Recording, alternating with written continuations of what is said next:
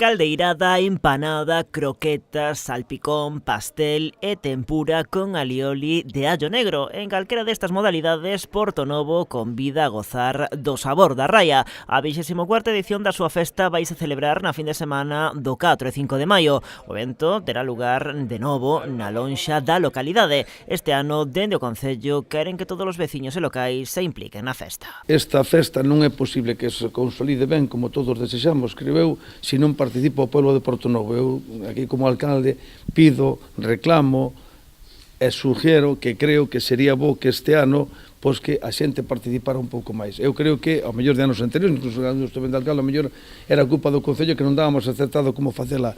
Eu creo que foi un acerto, como dicía o concelleiro, facela aquí na lonxa. E para lograr ese arraigo entre os veciños de Portonovo, a edición deste ano trae novidades, a máis destacada a decoración de varias rúas. A novedade máis destacable quizás sea eso, que é a integración do pueblo na lonja e a lonja no pueblo, e desa forma vaise facer unha decoración para que haya unha conexión entre locales, entre zonas diferentes, Rafael Picó, Calle dos Viños e Augusto González de Sada, para que todo este un pouco máis integrado e que haya un poquinho máis de, bueno, pues eso, recorrido de personas que vayan a ver unhas cousas e outras. Dende a confraría convidan a todos os que aínda non coñecen a raia a que descubran o seu sabor. Moitas veces, se non o conoces, pois é difícil que te achegues a él.